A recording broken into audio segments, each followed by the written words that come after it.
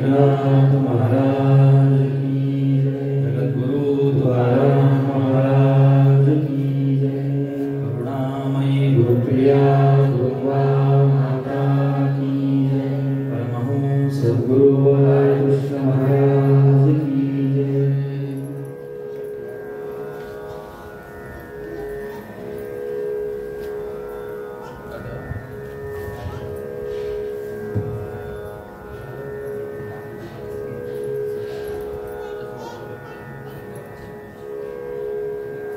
भेदा अभेद त्यजुनि भ्रमित निज सुखे मत्तदा सर्वलोकी गेली देहात्मक बुद्धी समजुनी उमजुनी दिव्य दृष्टी विलोकी अशा या ब्रह्मरूपा निरखित चरणी जो अनन्य स्वामी सद्गुरु बाळकृष्ण आठवी तोची धन्य नारायण विद्याधिनाथ बाळकृष्ण जय सद्गुरुनाथ श्रोता वक्ता श्री पांडुरंग हरी वासुदेव हरी नारायणं नमस्कृत्य नरं चैव नरोत्तमं देवीं सरस्वतीं व्यासं ततो जयमुदीरये।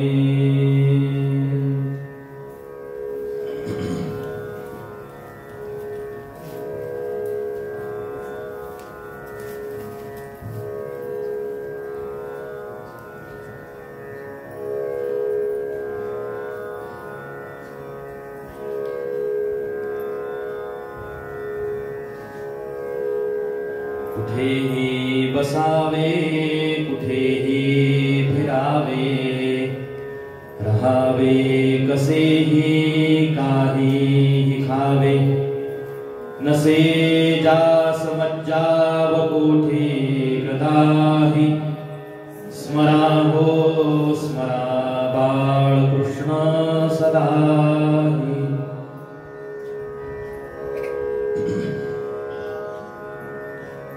परम भाग्यवान आहोत आपण सारे भक्त। प्रतिवर्षाप्रमाणे आपला या ठिकाणावरती चालू असलेला श्री गणेशोत्सव त्यासोबतच आपल्या सद्गुरूंचा परमहंस सद्गुरू बाळकृष्ण महाराजांचा जन्मोत्सव किंवा प्रागट्योत्सव आपण संपन्न करत आहोत। सद्गुरूंची प्रेरणा तुम्हाला मला या ठिकाणावरती प्राप्त झाली आणि गेल्या अनेक वर्षांपासून आपला हा क्रम या ठिकाणावरती चाललेला आहे। भाग्यवान आहोत आपण आणि भाग्यवान आहे ही भूमी ज्या भूमीमध्ये परमहंसांचं प्रागट्य झालेलं आहे। नुसतंच परमहंसांचं प्रागट्य झालं असं नाही तर परमहंस या ठिकाणावरती त्यांनी विहार केलेला आहे, विचरण केलेलं आहे, अर्थात ते वावरलेले आहेत। अशा भूमीचा लाभ आपल्याला प्राप्त झालेला आहे। नुसताच त्यांनी जिथं संचार केला, जिथं विहार केला, जिथं वावर केला ती भूमी आपल्याला मिळालेली आहे असंच नाही तर अशा परमहंस सद्गुरूंच्या परंपरेमध्ये आपलं येणं झालेलं आहे ही त्याच्याही पेक्षा 100 पटीनं किंवा अनेक पटीनं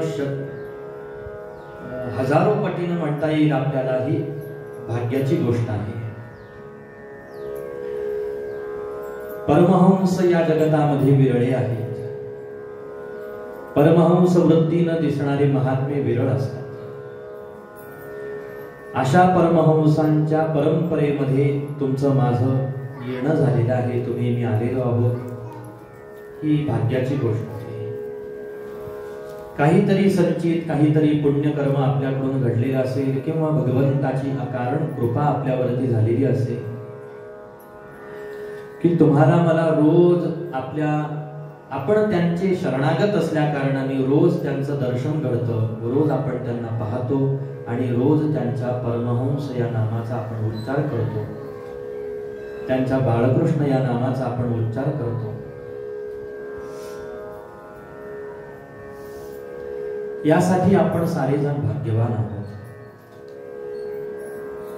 आणि आज सद्गुरूंचं प्रागट्य आहे, सद्गुरूंचा जन्म महोत्सव आपण संपन्न करत आहोत. ही त्याहीपेक्षा अत्यंत आनंदाची गोष्ट आहे. सुरुवातीला 1 वर्ष, बहुधा 2 वर्ष फक्त गणराज विराजमान झाले आणि त्यानंतर महाराजांचा प्रागट्योत्सव सुरू झाला. गणराज ही बुद्धीची देवता आहे. भगवान गणराजांची सेवा यासाठीच करायची आहे की आपल्याला सद्बुद्धीचं दान त्यांनी द्यावं. नुसती सद्बुद्धीच त्यांनी द्यावी असं नाही, तर सदसद बुद्धी त्यांनी द्यावी आपल्याला. आणि गणराजांचं आगमन ज्या वेळेला झालं तसं तर ते अनेक वर्षांपासून आहे, पहिल्यापासूनच हा क्रम आहे. परंतु बुद्धिदात्या गणराजांनी महाराजांच्या प्रागट्योत्सवाचं हे जे स्वरूप आहे हे बुद्धीला दान केलं, म्हणून हा सोहळा या गणेशोत्सवामध्ये सुरू झाला असं आपण मानू. किंवा स्वतः बाबांनीच, म्हणजे स्वतः गुरु महाराजांनीच, स्वतः परमहंस महाराजांनीच गणराजांच्या उत्सवाच्या माध्यमातून तुम्हाला मला त्यांच्या प्रागट्योत्सवाचा सुद्धा सोहळा करण्याची प्रेरणा गणराजांच्या माध्यमातून इथं दिली. म्हणजे असं म्हणू आपण की गणराज हस्तक म्हणून इथं आले. गणराज हस्तक म्हणून आले. हस्तक म्हणजे मध्यस्थी त्यांनी केली की मी येतो बाबा. कारण महाराजांचे वडील नाटू भट्ट हे राजुरेश्वर गणेशाचे फार मोठे उपासक होते, निस्सीम भक्त होते गणराजांचे. म्हणून गणराजांनाच पुढे चालत यावं लागलं की बाबा आता मलाच यावं लागेल. म्हणून गणराज आले आणि मागोमाग काय घेऊन आले असतील तर ती सद्बुद्धी घेऊन आले, जी सद्बुद्धी सद्गुरूंच्या प्रागट्योत्सवाचा सोहळा करण्यासाठी अंतःकरणामध्ये तुमच्या माझ्या प्रगट झालेली आहे. मनोमन अनेक संकल्प निर्माण होतात की सद्गुरूंचा उत्सव, देवाचा उत्सव आपण अनेक अंगांनी मोठमोठ्या स्वरूपामध्ये साजरा करावा, अशी खूप संकल्प मनामध्ये येतात. भविष्यामध्ये सद्गुरूंना जर इच्छा झाली तर सद्गुरू ते संकल्प पूर्णत्वास नेतील. आपण त्याच्यासाठी प्रयत्नशील कितपत राहायचं हे सुद्धा त्यांच्याच वरती आता भार सोडलेला आहे. अनेक पदार्थ भिक्षेमध्ये आज त्यांच्या समोर आले, काय उचलायचं काय नाही हे ते ठरवत असतात. त्याच पद्धतीनं हे आहे. सोहळा कसा होईल, काय काय शृंगार त्याचा होईल, काय काय उपचार त्यांना अर्पण केले जातील, काय काय शोभा त्या ठिकाणी संपन्न होईल, हे सगळं त्यांच्या मर्जीनं होत असतं. आणि त्यांच्या मर्जीच्या पुढे जाऊन कोणी नाही, असा एक भाव आहे मनामध्ये. पण भक्तांनी प्रयत्न करायला पाहिजे. आपल्या देवाचा, आपल्या सद्गुरूंचा सोहळा आपण किती किती अंगांनी नटवू शकतो, थटवू शकतो, त्याला आपण अत्यंत शृंगारित पद्धतीनं साजरं करू शकतो. आणि या निमित्ताने आज प्रभात समयापासून सद्गुरूंच्या जन्मदिवसाचं औचित्य साधून आज विधिवत महाराजांच्या चरण पादुकांचा अभिषेक या ठिकाणावरती संपन्न झाला. चरण पादुकांचं पूजन आणि पंचपदी भजनाच्या माध्यमातून सद्गुरूंच्या समोर आपण सेवा संपन्न केलेली आहे. आता प्रवचनाच्या सेवेच्या माध्यमातून जरासं त्यांचं महत्व जाणून घेण्याचा, जराशी साधू कथा, माऊली ज्ञानोबारायांनी जो शब्द ज्ञानेश्वरीमध्ये परमहंस महात्म्याच्या संबंधामध्ये वापरला तोच शब्द वापरून आजच्या प्रवचनाला आरंभ करू. ही साधू कथा ऐकायला आपण बसलेलो आहोत, जेणेकरून ही साधू कथा गात असताना वाणीला जरासं समाधान.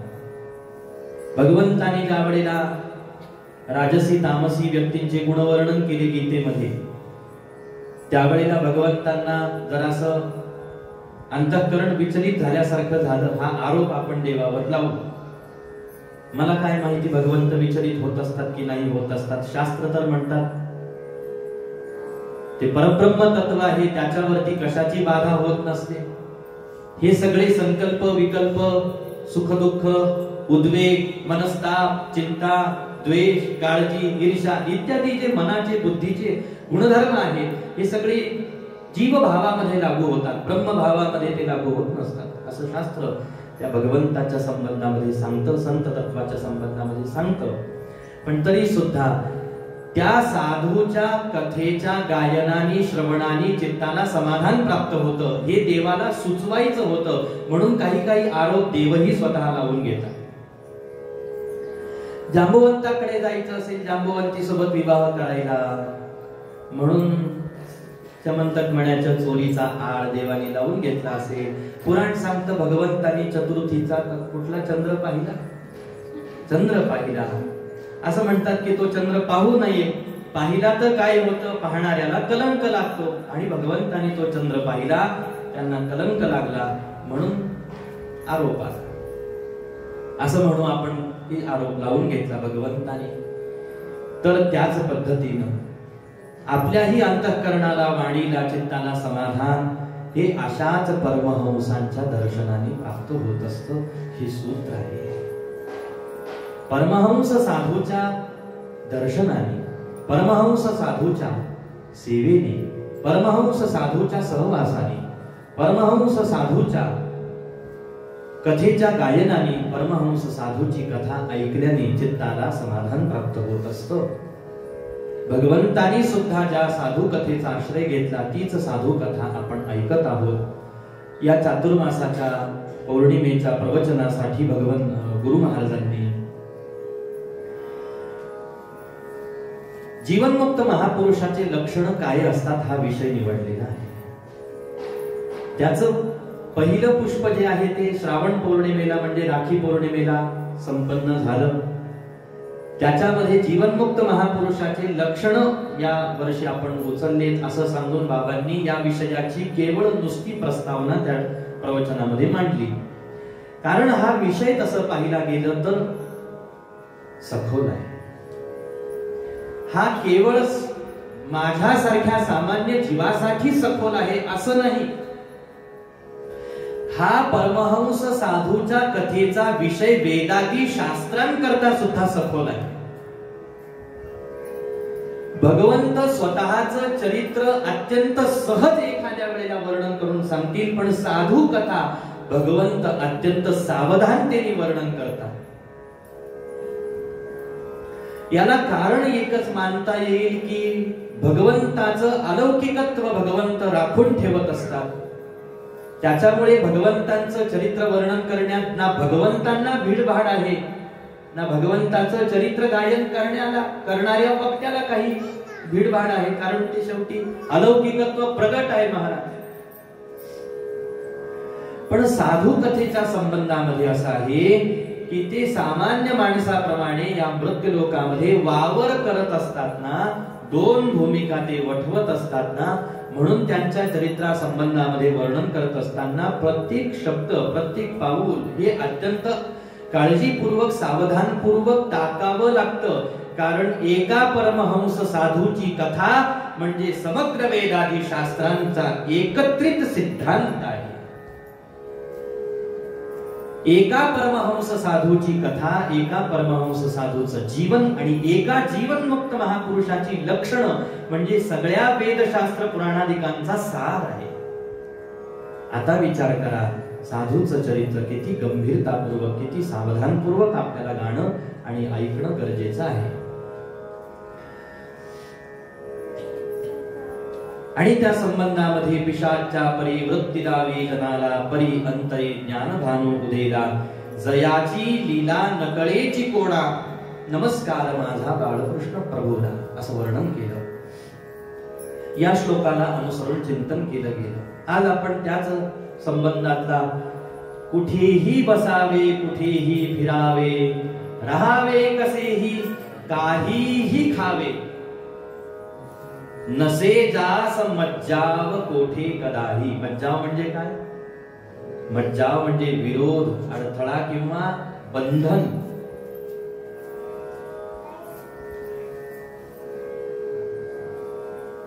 नसे जास मज्जाव कोठे कदाही, स्मरा हो स्मरा बाळ कृष्ण सदाही. या श्लोकाला अनुसरून जरासं भावचिंतन पाहण्याचा आपण प्रयत्न करणार आहोत. तत्संबंधामध्ये परमहंस साधू अर्थात जीवनमुक्त महापुरुष याची एक वेगळी छटा, एक वेगळी छबी शास्त्रांनी मांडलेली आहे किंवा दिसते. तसं पाहिलं गेलं तर साधू म्हटलं की तो कसा असतो, साधू म्हटलं की तो कसा असतो याचं एक कोणतं तरी निर्धारपूर्वक निर्णयात्मक उत्तर कोणी द्यावं. मग ते इथं बसलेल्यांनी असो का मग ते श्रुतीनं असो का मग ते शास्त्रांनी असो का मग ते पुराणांनी असो, की असा आहे तो साधू आहे असं एक निर्णयात्मक उत्तर शोधून सापडत नाही. साधूच्या संबंधामध्ये वर्णन क्वचित शिष्टा क्वचित भ्रष्टा क्वचित भूत पिशाचवत नाना रूप धरा योगी विचरंती महीतले असं त्यांच्या संबंधामध्ये एका ठिकाणावरती शास्त्र म्हणत आहे. तुम्ही साधू म्हटलं की ते शिष्ट असतात, अर्थात लोकाचाराप्रमाणे अत्यंत चाकोरीबद्ध जीवन जगणारे असतात असं जर का पाहिला गेलं तर नाही, कधी ते भ्रष्टासारखे सुद्धा आचरण करतात. क्वचित शिष्टा क्वचित भ्रष्टा आणि एवढंच नाही तर क्वचित भूत पिशाचवत, म्हणजे भूत पिशाच जशा पद्धतीनं आपलं राहणीमान ठेवतात तसंही त्यांचं राहणीमान असतं. मग भूत पिशाचांना आपण साधू म्हणून नमस्कार करतो का? पण भूत पिशाचांप्रमाणे वर्तन करणाऱ्या परमहंसाला का नमस्कार करतो हा प्रश्न आहे की नाही? आणि या प्रश्नाच्या अशा पद्धतीच्या अशा प्रकारच्या प्रश्नांच्या उत्तरामध्ये जीवनमुक्त महापुरुषाचे लक्षण लपलेले आहेत. ते लक्षण आपल्याला फक्त शोधायचा प्रयत्न करायचा आहे का? कारण आपण परमहंसांना रोज पाहतो म्हणून आपण जीवनमुक्त परमहंसांच्या परंपरेमध्ये जगतो म्हणून आपल्याला त्यांना जाणणं आवश्यक आहे. एक आणि त्यांना जाणणं आवश्यक का आहे? कारण कधीतरी आपल्यालाही तर जीवनमुक्त व्हायचं आहे की नाही? का लोखंडाच्या असो का सोन्याच्या असो बेडीमध्ये बंदिस्त राहायचं आहे का? नाही महाराज. जर मला बंदिस्त राहायचं आहे असं उत्तर आपलं येत असेल तर आपल्याला सावध होणं गरजेचं आहे की अरे मी कुठंतरी चुकतोय, मी कुठंतरी भ्रमात आहे, मी कुठंतरी फार गर्क अंधारात पडलेलो आहे, अज्ञानामध्ये आहे. नाही, मला या बद्धावस्थेत जरी मी जन्माला आलो तरी बद्धावस्थेमध्ये मला राहायचं नाही. मी परमहंसांच्या दरबारामध्ये आहे याचा अर्थ शेकडो जन्म माझी काहीतरी साधना चाललेली आहे म्हणून मी इथं आहे. माझं त्यांच्या दरबारामध्ये असणं हे गतजन्मीचा मी साधक आहे याचं प्रमाण आहे. नसता जग रिकाम नाही परमहंसांची पायरी चढायला महाराज. परमहंस साधूचा उंबरठा सुद्धा ओलांडणं दिसतं तेवढं सोपं नाही. ती पायरी चढून परमहंसांच्या चरणाजवळ निवास करणं काही क्षणापुरतं आणि त्या परमहंसांच्या चरणाशी आपलं जीवन वाहून टाकणं काहीतरी गतजन्मीच्या साधना अभ्यासाचं ते फलित आहे. की तू इकडं तिकडं जर आतापर्यंत काही साधनाभ्यास करत असशील, कर्म मार्गाने आचरण, ज्ञान मार्गाने आचरण, योग मार्गाने आचरण करत असशील, तू गतजन्मीचा कसाही साधक असू दे, आता तुझं उत्तर, तुझी पूर्णता, तुझं समाधान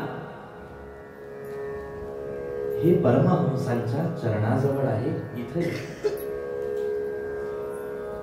आणि म्हणून जर आपलं इथं येणं या अनेक कारणांनी असेल तर याचा अर्थ आपल्याला बद्धावस्थेमध्ये राहायचं नाही महाराज. या देह बंधनातून, या जीव भावाच्या बंधनातून आपल्याला मुक्त व्हायचं आहे. आणि त्यांनी जी स्थिती प्राप्त करून घेतलेली आहे, जी अवस्था आपल्या जीवनामध्ये प्राप्त करून घेतलेली आहे, त्या अवस्थेचा अंगीकार आपण करायचा आहे. आता अवस्थेचा अंगीकार आपल्याला करावा लागतो का? अवस्था प्राप्त होते का? अवस्था दिली जाते का? अवस्था कुठून येते? असे अनेक प्रश्न अवस्थेच्या संबंधामध्ये असतात. त्याचं उत्तर यथावकाश सद्गुरू देतील. काही जणांना दिलंही असेल. परंतु ध्येय आपलं काय आहे, त्या जीवनमुक्त महापुरुषाचे लक्षण यासाठीच आपण समजून घेत आहोत महाराज. आणि दुसरं ते लक्षण समजून घेण्याच्या पाठीमागचं कारण काय, दुसरं ते लक्षण समजून घेण्याच्या पाठीमागं माझ्या अल्पबुद्धीनं मला जो भाव प्रकट होतो आहे त्या भावाला अनुसरून त्या परमहंस साधूच्या चरणाविषयीची श्रद्धा ही अजून दृढ व्हावी म्हणून की मी ज्यांना पाहतो ना, मी ज्यांचं नाम घेतो आणि मी ज्यांच्या परंपरेचा आश्रित होऊन जपतप इत्यादी साधना करतो, ग्रंथ वाचन करतो, ज्ञानेश्वरी भागवतासारख्या ग्रंथाची मी पारायण करतो ना, ते परमहंस साधू काही सामान्य नाही बर का. हे दृढ व्हावं अंतःकरणामध्ये आणि अखंड त्यांच्या स्वरूपाचं ध्यान आपल्या अंतःकरणामध्ये प्रगट होण्यासाठी करावं लागत असतं चिंतन. आणि हे चिंतन त्या परमहंस साधूच्या कथेच्या किंवा स्वरूप लक्षणाच्या संबंधामध्ये जितकं जास्त आपण श्रवण करू ना, तितकं ते चिंतन आपलं दृढ झालं पाहिजे. कारण सिद्धांत असा सांगतो की चिंतने चिंतने तद्रूपता. इथं असंही अजून एक प्रश्न उत्पन्न होतो की अशा ज्यांचं मी शरणागत आहे, अशा त्या परमहंस जीवनमुक्त महासाधूच्या स्वरूप लक्षणाचा आतापर्यंत मी निवांत बसून किती वेळ विचार केला.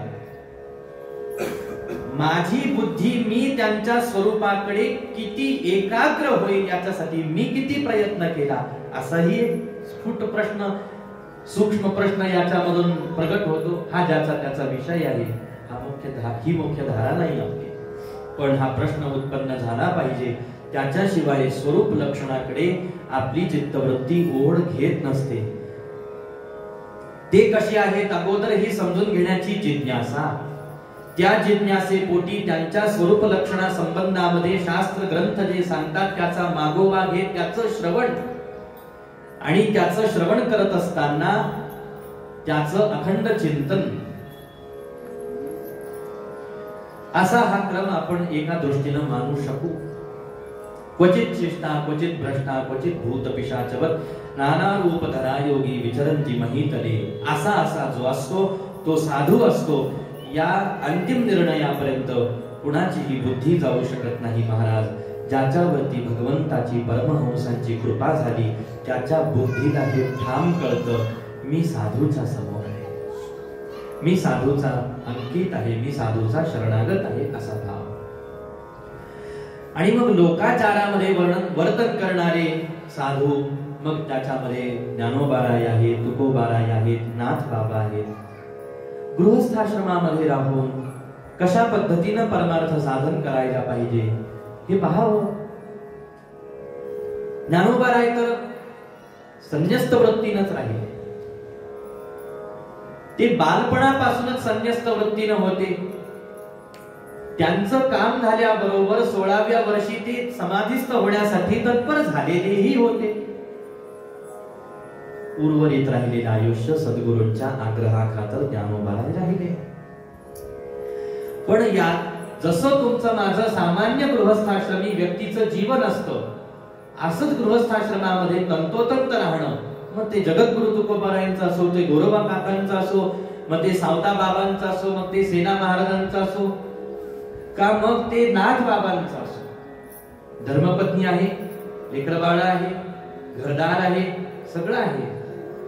पण असा गृहस्थाश्रम करत असताना सुद्धा परमार्थातली जी अवस्था आहे त्या अवस्थेकडे जर का आपण लक्ष दिलं तर किती मोठी अवस्था. संतच आहेत महाराज, साधूच आहेत, याच्या पुढे जाऊन काही म्हणता येत नाही. म्हणायचंच असेल तर देव म्हणावं.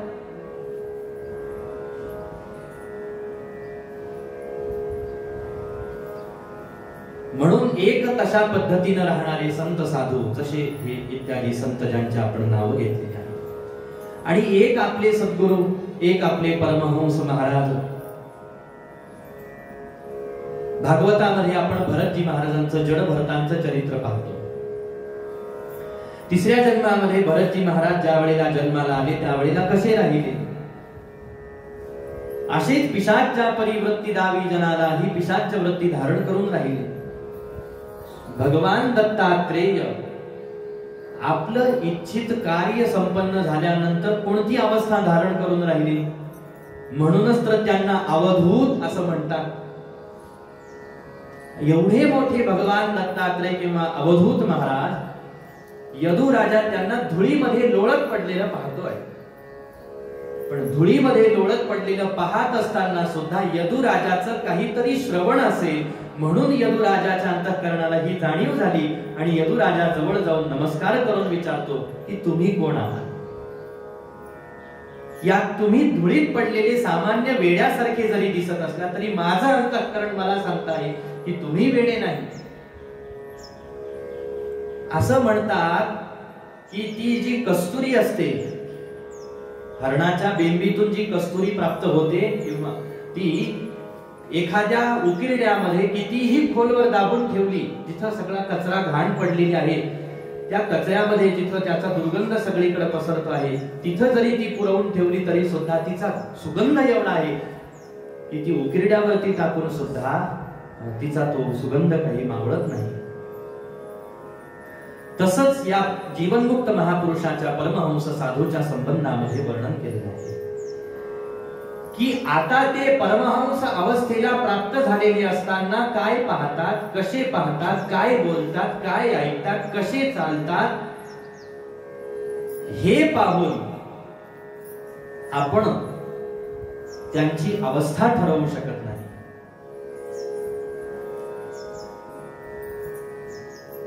कारण काय आहे? कारण त्यांचं बाह्य वर्तन पाहिला गेलं तर पिशाच्च्या प्रमाणे आहे, एखाद्या वेड्याप्रमाणे आहे. आचार भ्रष्ट व्यक्ती जसा असतो, ज्याला शास्त्राचं वचनाचं घेणं देणं नाही. कारण प्रत्येक मनुष्याला मर्यादा आहे.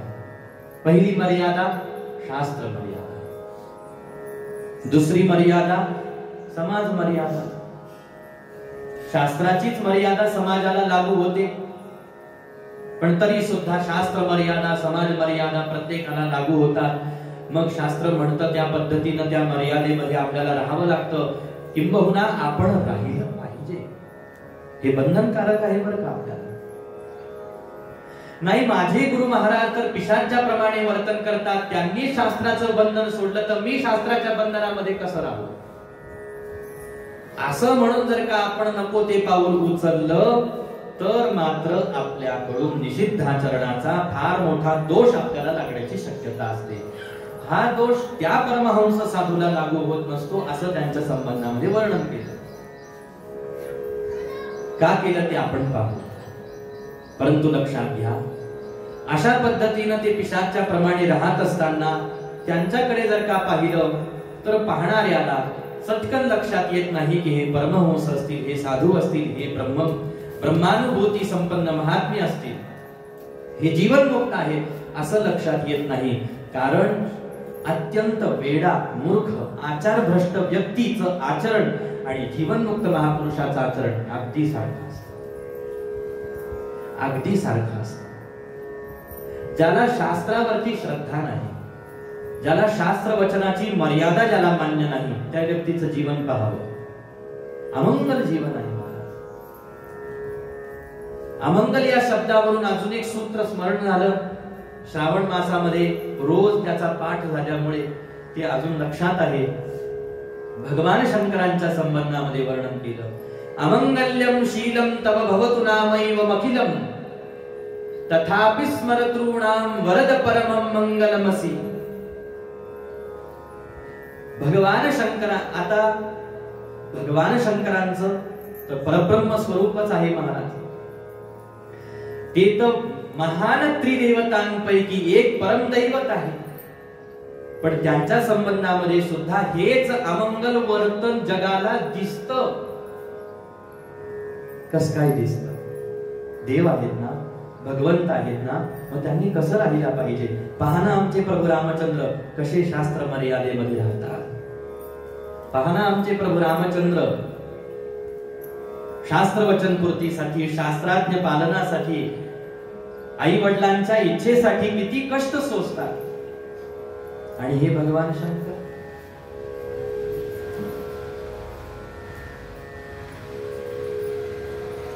स्मशानामध्ये राहू नये. स्मशानात प्रवेश केला तर स्नान करावं. कोणी जप तप साधना अनुष्ठान करणाऱ्या साधकांनी, कोणतं जप तप करणाऱ्या, सात्विक जप तप अनुष्ठान करणाऱ्या. जे तामसी आहे ना, ते जळतं खाली ठेवतात, त्याच्या छातीवर बसतात, मग ध्यान करतात. तो भाग वेगळा, ते नाही सांगत मी तुम्हाला.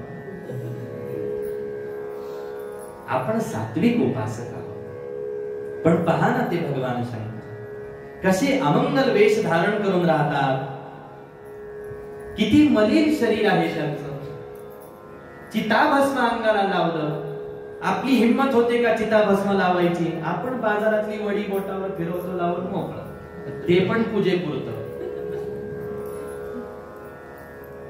आणि तसंच जर बाहेर फिरायला गेलो तर लोक आपल्याकडे आश्चर्याने पाहतील, लावलं भस्म.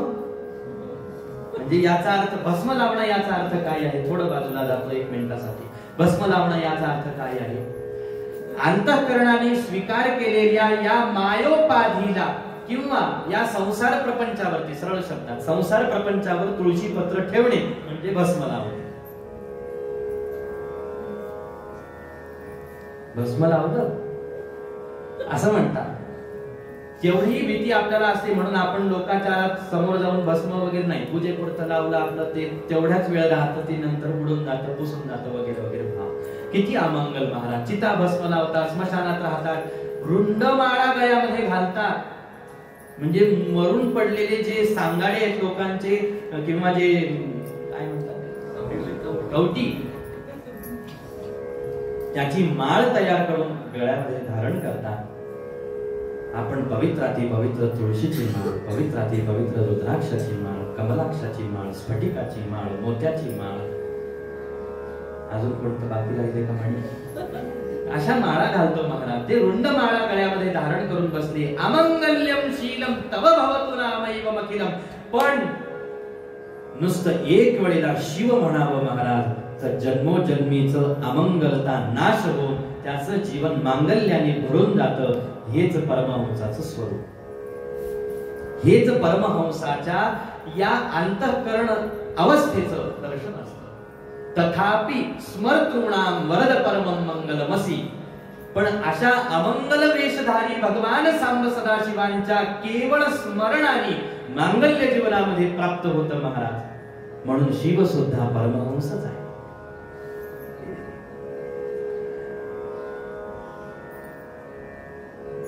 म्हणून सामान्यतः त्यांच्याकडे पाहताना आपल्याला असं वाटण्याची शक्यता असते की असे कसे राहतात, असं कसं वर्तन करतात. नाना प्रकारच्या शंका कुशंका आपल्या मनामध्ये उत्पन्न होण्याची दाट शक्यता असते.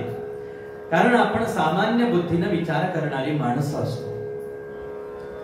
मग त्यांच्याकडे पाहिल्यानंतर लक्षात येतं शास्त्र मर्यादा सोडून दिलेल्या आहेत, समाज मर्यादा सोडून दिलेल्या आहेत. चरित्रामध्ये काल आपण पाहिलं, परवाच्या दिवशीला आपण पाहिलं की महाराजांनी जसंच गाव सोडलं, पाहुणे बळजबरी हैदराबाद वरून महाराजांना बाबऱ्याला घेऊन आले. आईला वाटलं माझा बाळ खूप महिन्यांनी आला म्हणून बाळाला मिठी मारली. बाळ तटस्थ होता. वडिलांना दुरून पाहूनच कळालं काहीतरी बदल आहे. आईला हा बदल मिठी मारल्यानंतर कळाला. मिठी मारेपर्यंत तिची ममत्व बुद्धी बाळाकडे पाहत होती. का पाहू नये महाराज?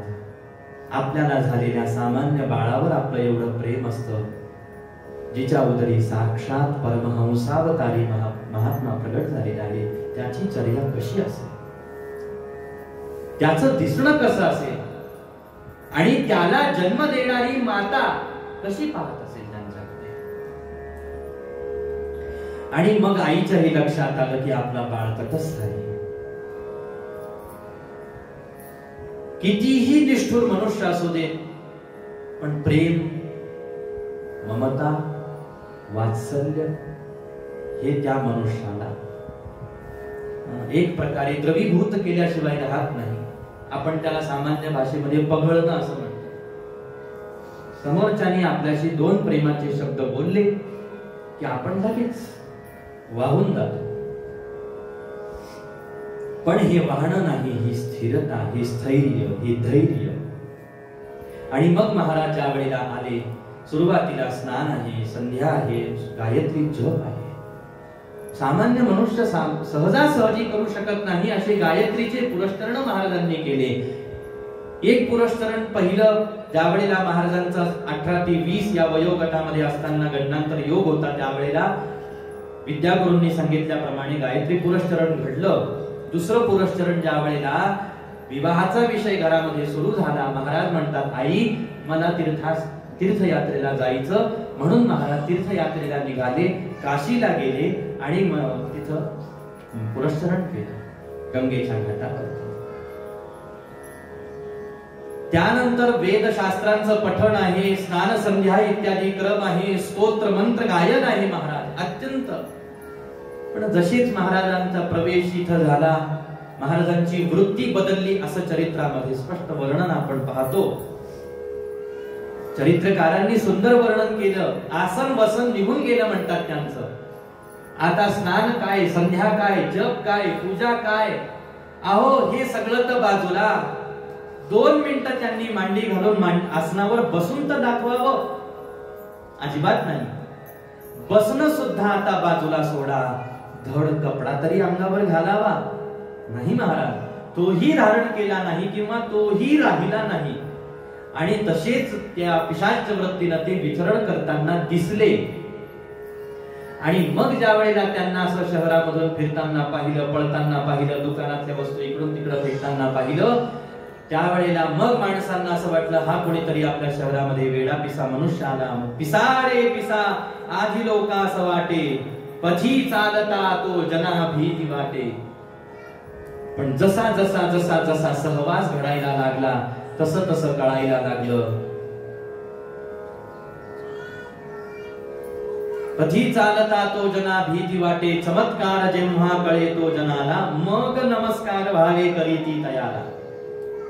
आता कुठेही बसावे, कुठेही फिरावे, राहावे कसेही, काहीही खावे.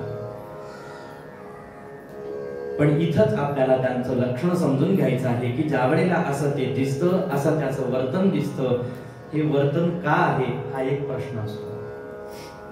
हे वर्तन का असं ते मुद्दाम म्हणून वागतात का? तर याला उत्तर दिलं, ते असंही वागत नाही, ते तसंही वागत नाही. ते शास्त्र सोडूनही वागत नाही, शास्त्र धरूनही वागत नाही. ते समाज धारणेप्रमाणे राहत नाही आणि समाजाच्या धारणेच्या विरुद्धही ते राहत नाही. कोणी म्हणेल असं कसं, आम्हाला तर ते समाजामध्ये दिसतात. मग कुठला तरी एक न्याय त्यांच्यावर लागू होत असेल ना? लागूच होत नाही. ते दिसतात, हे आपल्याला कळतंय, आपल्याला दिसतंय, त्यांना काय होतंय हे आपल्याला कसं माहिती?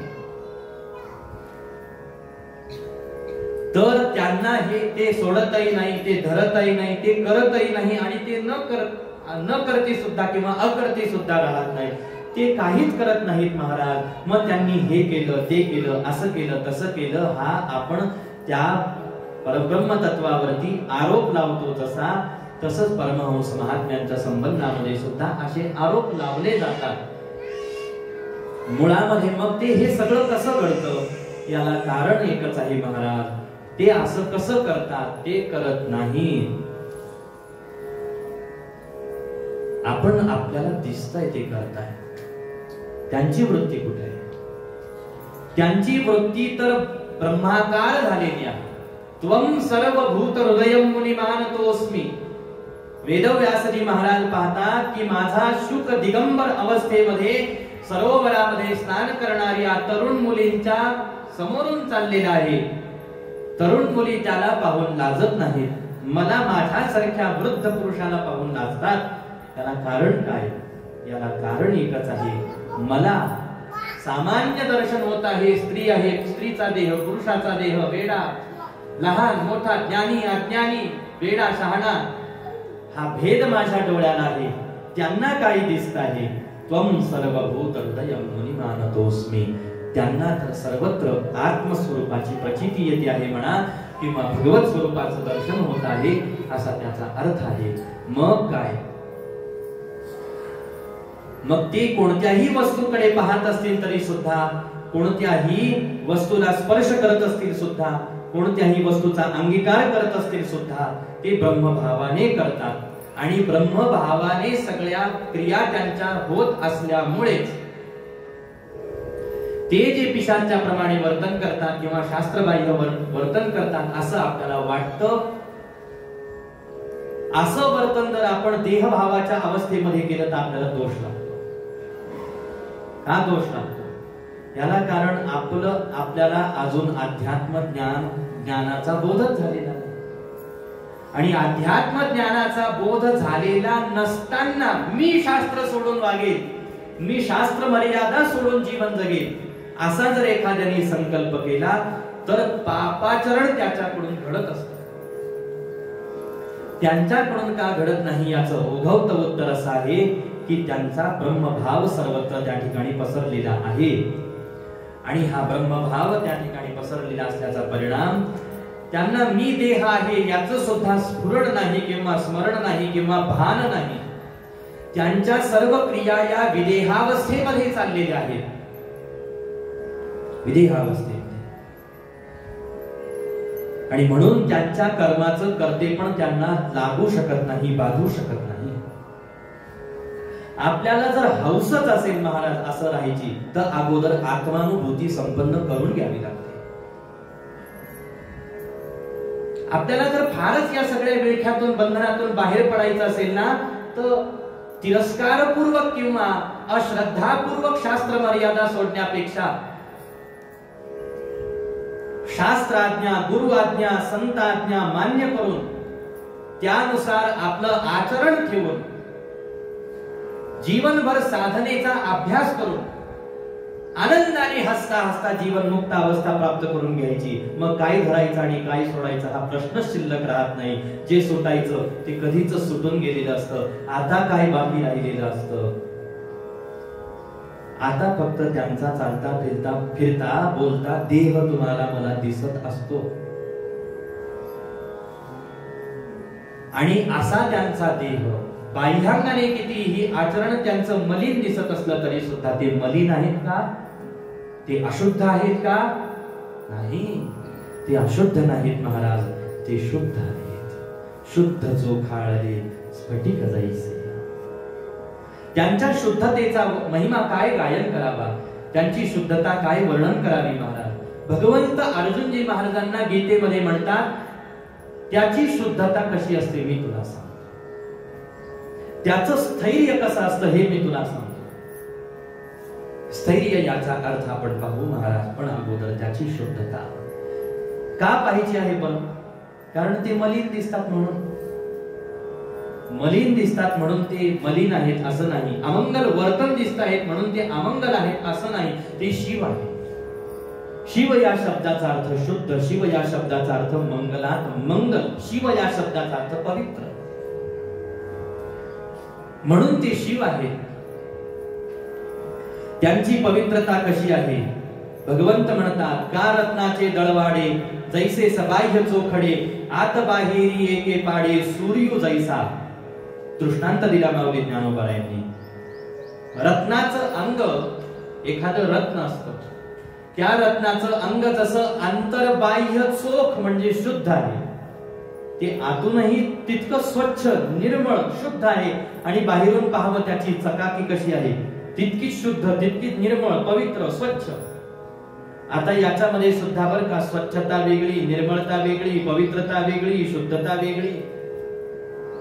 पण हे सगळे शब्द आता आपण त्यांच्या संबंधामध्ये पर्यायवाची म्हणून पाहू. हे जे सगळं आहे, ही जी शुद्धता, ही जी निर्मळता, ही जी पवित्रता, ही जी चकाकी आहे, ही जी चमक आहे ना, ती त्या परमहंस साधूकडे पाहिल्यानंतर कळते की हे रत्न जसं असतं ना तसं ते परमहंस नावाचं रत्न असतं. जैसे का रत्नाचे दळवाडे जैसे सबाह्य चोखडे आत बाहेरी एके पाडे सूर्य जैसा. जसा सूर्य प्रकाशमान आहे की नाही, त्याच्याकडे पाहावं किती प्रकाश आहे. हा त्याचा प्रकाश नुसता बाहेरच आहे का? नाही, हा त्याचा प्रकाश अंतर्बाह्य आहे, तो आतूनही तेवढाच प्रकाशक आहे आणि बाहेर त्याचा प्रकाश किंबहुना आतून प्रकाशमान असल्यामुळे त्याचा प्रकाश बाहेर पडतो. पुढे येईल आपल्याला विषय भोगी का सूर्यो जैसा म्हणे शुचित्व गा कैसे जयापाशी दिसे अंग मन जैसे कापुराचे.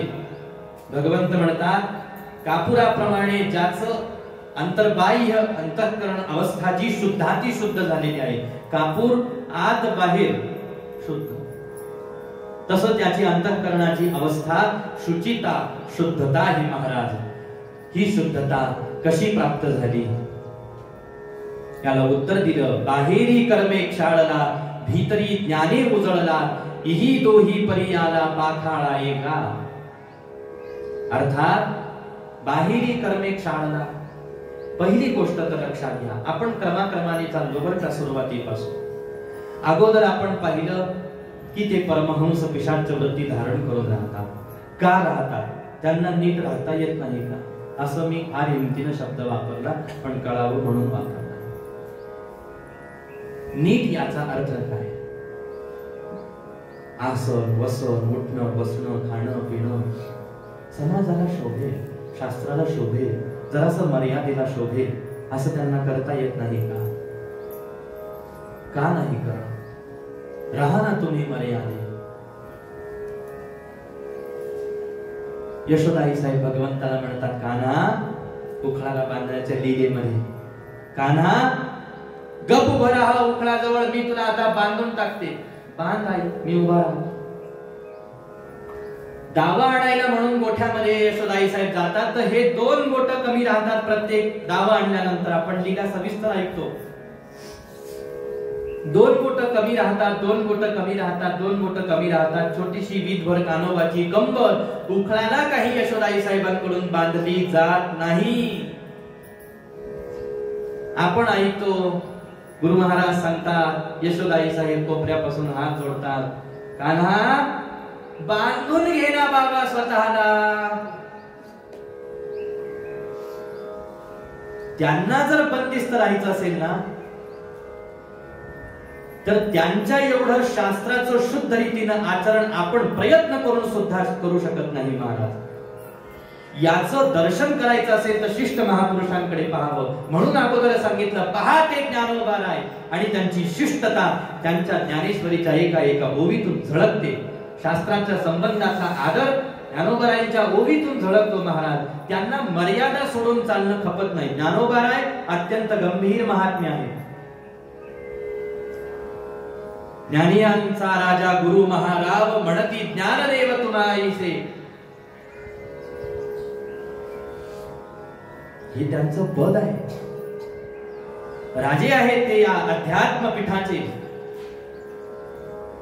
आणि म्हणून त्यांचे जेवढे शब्द आहेत ते सारे शब्द शास्त्र प्रमाण आहेत.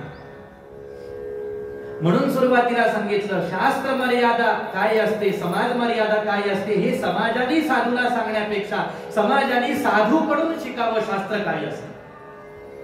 अजून समाज एवढा शहाणा झाला नाही की त्याने साधूला शिकवावं तुम्ही कसं राहावं. एवढं शहाणपण समाजामध्ये आलं नाही आणि ते कधी येणार नाही. कारण चालतं बोलतं शास्त्र म्हणजे साधू आहे. चालता बोलता वेद म्हणजे साधू आहे. चालता बोलता शास्त्र वेदाचा सिद्धांत म्हणजे साधू आहे. हे समाजाने साधूला सांगू नये. हा, साधूकडे पाहून आपण शिकावं. आपल्याला जर वाटलं नाही इथं तर महाराजांचं शास्त्रबाह्य आचरण आहे, मग त्याच्या संबंधामध्ये तर्क वितर्क कुतर्क करण्यापेक्षा माझ्या शास्त्र समजून घेण्यामध्ये जी चूक झाली असेल, काहीतरी चूक झाली असेल, म्हणून आज मला यांचं वर्तन कळत नाही, मी नामाचा आश्रय करेन, मी सेवेचा आश्रय करेन, मी माझं अंतःकरण कर्माने अंतःकरणाचं क्षालन अर्थात शुद्धी करेन, जेणेकरून मला कळालं पाहिजे मला जे शास्त्र बाह्य वाटतं ते खरंच शास्त्र बाह्य आहे का शास्त्राच्या आतलं आहे. माणसांनी काय शास्त्राच्या मर्यादेची भाषा करावी. शास्त्राच्या आत काय, बाहेर काय, बाजूला काय, इकडं काय, तिकडं काय, वर काय, खाली काय, आपल्याला काय माहिती. हो का पंडित शहाणा. हे त्याला किती ग्रंथ पाठ होतील, स्तोत्र पाठ होतील, मंत्र श्लोक पाठ होतील. पाठही होतात माणसांचे पुराणाच्या पुराण. कुठल्याही पुराणाचा श्लोक विचारा, पुराणिकांना पुराणातले श्लोक पाठ असतात. पद्मपुराण, स्कंद पुराण, नारद पुराण, अग्निपुराण, वायू पुराण, भागवत महापुराण, गरुड पुराण.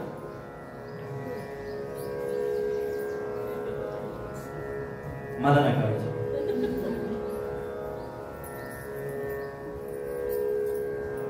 पहावं त्या ज्ञानोबारायांकडे मर्यादा, पहावी त्या नाथबाबांकडची मर्यादा, पहावी तुकोबारायांची मर्यादा, पहावी गोरोबा सावता बाबांची मर्यादा, पहावी नामदेवरायांची मर्यादा.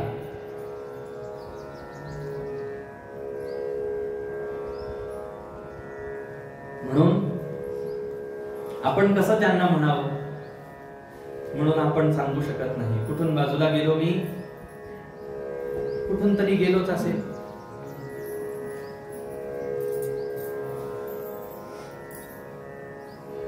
चंचल बुद्धीच्या माणसाला जिकडं फाटे दिसतील तो तिकडे जात राहतो. चंचलम हि मनः कृष्ण प्रमाथी बलभद्र. साधूला महाराज मग त्यांनी हे सारं सोडलं. या क्रमाने आपण चाललेलो होतो. शास्त्र मर्यादा त्यांनी सोडली नाही किंवा धरली नाही असा भाव आपण पाहिला.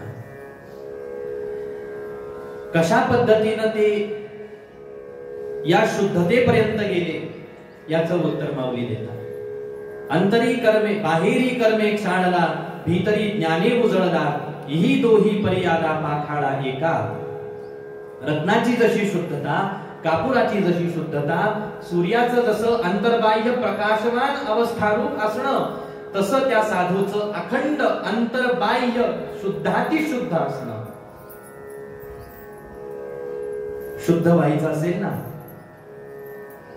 तर त्यांना स्पर्श करायचा, शुद्ध व्हायचं असेल तर त्यांचं दर्शन घ्यायचं.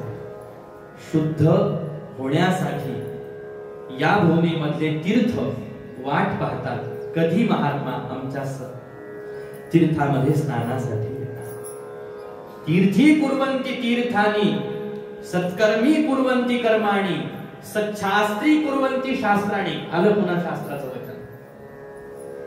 शास्त्राला सुद्धा जे सत्शास्त्र बनवतात, कर्माला सुद्धा ज्यांच्यामुळे सत्कर्मता हे संबोधन प्राप्त होतं, आणि तीर्थाला सुद्धा तीर्थत्व ज्यांच्यामुळे प्राप्त होतं ना, ते असतात परमहंस साधू.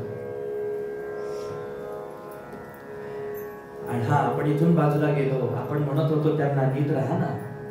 ते कसे राहतात पहा ना. त्यांचं राहणं ठरवलं तर साधू इतकं काटेकोर जीवन कोणी जगू शकत नाही महाराज. आपण किती प्रयत्न करावा, आपल्याकडून थोडीफार चूक भूल होणार. आणि शास्त्राच्या वचनानुसार कितीही एखादा चाकोरीमध्ये चालला, पण आंतरिक वृत्तीनं जर का तो इंद्रियांच्या अधीन असेल, जर तो विकारांच्या अधीन असेल, जाऊ द्या सरते शेवटी त्याचा जर देहभावच जळालेला नसेल तर काय उपयोग त्याचा, त्या पांडित्याचा, त्या शास्त्र ज्ञानाचा. असाही एक अर्थ आहे.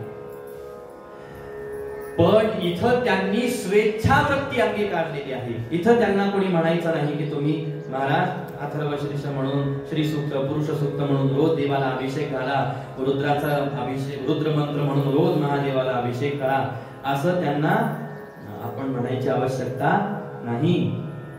अखंड रुद्राभिषेक चाललेला आहे महाराज. एक प्रसंग चरित्रामध्ये आपण पाहिला. थंडीचे दिवस होते.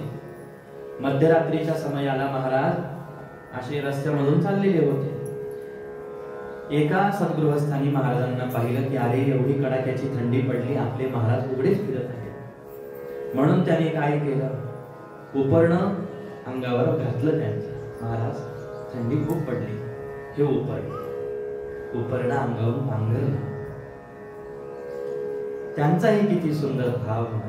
असा भाव आपला गुरु महाराजांच्या देवाच्या संबंधामध्ये व्हावा. पांघरलं. महाराजांनी काय केलं, ते उपरणं ओलं केलं, न पिळता तसंच अंगावर घेतलं आणि रुद्र म्हणायला सुरुवात केली. रुद्र अष्टाध्यायी संपत नाही तोवर 1.5 तास महाराजांचं मंत्र गायन चाललेलं होतं. भर थंडीमध्ये मध्यरात्रीच्या समयाला ओलं उपकरण अंगावर घेतलं आणि रुद्र गायन चाललेलं आहे. 1.5 तास महाराज मंत्र म्हणत होते. मंत्र संपले, उपकरण काढलं, ज्याने पांघरलं त्याला दिलं, गेले. हे रहस्य आहे महाराज, ही लीला आहे त्यांची. हे त्यांचं कौतुक आपण जर का पाहत राहिलो तर कुतूहल उत्पन्न होतं महापुरुषाच्या संबंधात. इथं त्यांनी या ठिकाणावरती त्यांनी स्वेच्छावृत्ती अंगीकारली. हे स्वातंत्र्य त्यांना आहे. त्यांनी या ठिकाणावरती स्वेच्छावृत्ती अंगीकारली आणि स्वेच्छेने ते संसार करायला, ते स्वेच्छेने संचार करायला लागले, विहार करायला लागले, वावर करायला लागले. पण हा वावर त्यांचा असा विपरीत दिसत असला तरी सुद्धा, आता आपण काही वेळा जन्माचा अभंग म्हणणार आहोत, त्याच्यामध्ये ज्यांनी हे पद लिहिलं महाराजांच्या जन्माचं, भीमराय म्हणून आहेत, त्यांनी एक ओळ त्याच्यामध्ये लिहिली, विपरीत वर्तनाचा. आणि पुढं की तो ज्ञानियांचाही ज्ञानी आहे अशा पद्धतीनं वर्णन केलं. पण त्याच्यातलं ओळ अशी आहे, विपरीत वर्तनाचा. पण असं म्हणून त्यांच्या त्या स्वरूपाकडे लक्ष केंद्रित केलं. हा जो विपरीत वर्तनाचा आहे ना, ही त्यांची स्वेच्छावृत्ती आहे. स्वेच्छावृत्ती जशी एखाद्या लहान बालकाची असते, छोट्याशा लेकराची असते. ते लहान लेकरू कसं विहार करतं, कशा लीला करतं, त्या लहान लेकराच्या लीला आणि त्या जीवनमुक्त महापुरुषाच्या लीला सारख्या असतात. त्याचं जर का अनुमान काढायचं असेल ना, तर एखाद्या तानुल्या लेकराला, ज्याच्यात अजून अहंभाव उत्पन्न झालेला नाही, अशा तानुल्या लेकराच्या लीला पाहाव्या, त्याला खेळताना पाहावं. त्याचं खेळणं म्हणजे महापुरुषाचं खेळणं. त्या लेकराचं खेळणं म्हणजे परमहंसाचं जगणं, खेळणं असतं महाराज. ते लेकरू काहीही केलं तरी आपण त्याचं कौतुकच करतो की नाही. आता काहीही मध्ये काहीही घ्या, मला बोलायला लागू. आणि त्याच्या आईला तर सगळ्यात जास्त कौतुक असतं महाराज त्याचं. मग ते स्वयंपाक घरात काहीही हो, का गादीवर काहीही हो, कुठे वीट वाटतो का त्याचा, किळस येते नाही का. निरभिमान कर्म ज्या वेळेला एखाद्या व्यक्तीचं आपोआप घडायला लागतं ना, त्यावेळेला हे जग त्याच्याकडे सहजरित्या आकर्षित व्हायला लागतं. ही निरभिमानी गुण धारण केलेल्या गुणी व्यक्तीची एक प्रकारची आपण म्हणू, एक लक्षण आपण म्हणू. पण हे शुद्धता, जरी त्यांचं वर्तन स्वेच्छाचारी झालं तरी सुद्धा, जरी त्यांचा स्वच्छंदी विहार झाला तरी सुद्धा, आसन वसन त्यांचं अमंगल दिसत असलं तरी सुद्धा शुद्धता बिघडली का, शुद्धतेला बाध आला का नाही. कस्तुरीच जे आहे, कस्तुरी ती उकिरड्यामध्ये दाबून ठेवली तरी तिचा सुगंध नाहीसा झाला का नाही महाराज. तसंच हे आहे. पण हे झालं कसं, त्यावेळेला सांगितलं, बाहेरी कर्मे क्षाळला. याचा अर्थ काय, बाहेरी कर्मे क्षाळला. आपण पाहतो आपल्या अंगाला समजा मळ लागला, कपड्याला मळ लागला तर तो आपण पाण्याने धुतो. जुन्या काळामध्ये केमिकल वगैरे वापरत नसायचे किंवा नव्हता असं आपण म्हणतो. साबणा वगैरे नव्हत्या, मग त्याची शुद्धता कशी व्हायची, मातीनं व्हायची. मातीनं भांडे घासले जायचे. आताही बऱ्याच ठिकाणावरती मातीनं भांडे घासले जातात. त्या साबणापेक्षा सुद्धा ती मातीनं घासलेलं चांगलं असतं. आपल्याला लागतं लिक्विड विम बार. माती आणि पाण्याने जशी त्याची बाह्य मलशुद्धी होते, कशाची, वस्त्राची, शरीराची, भांड्याची बाह्य शुद्धी मातीनं पाण्यानं होते ना जशी, तशी त्याची बाह्य शुद्धी ही कर्माने साधलेली असते. त्याची बुद्धी कशाने साधलेली असते, कर्माने.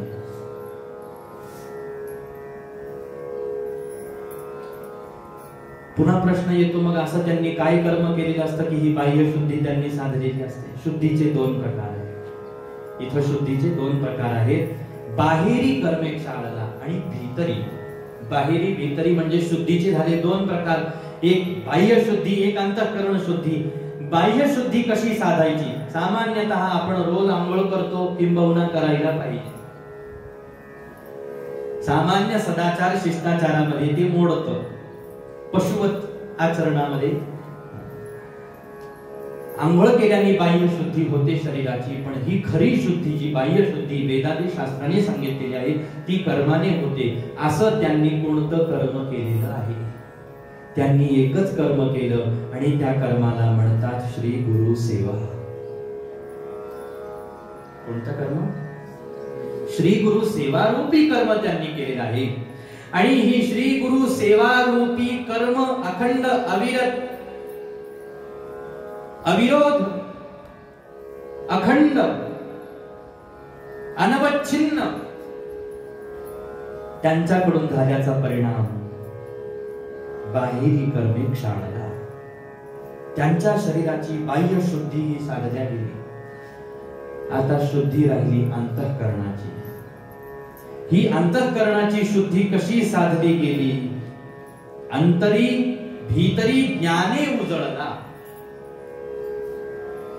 सद्गुरूंची सेवा करावी आणि सद्गुरूंच्या सेवेचं फलित काय प्राप्त होत असतं? तर सद्गुरूंच्या सेवेने, सद्गुरूंच्या कृपेतून अध्यात्म ज्ञानाचा बोध प्राप्त होत असतो आणि या ज्ञानाने अंतःकरणाचे सर्व मलविकार नाहीसे होऊन जात असतात आणि परम शुद्धता प्राप्त होत असते. ही शुद्धता ज्ञानाशिवाय दुसरी कशाने प्राप्त होत नसते. शुद्धता ही ज्ञानाशिवाय दुसरी कशाने प्राप्त होत नाही. आणि म्हणून बाहेरून कर्म करत असताना एकच कर्म करावं, अखंड श्री गुरु सेवा करत राहावी. काय करावं? अखंड श्री गुरु सेवा करत राहावी. श्री गुरु सेवेसाठी स्वतःला वाहून टाकावं. पण आता इथे एक गंमत आहे, इथे एक सावधानतेची गोष्ट आहे. फार वेळ घ्यायचा नाही आपल्याला, 20-25 मिनिटच बोलायचं आहे.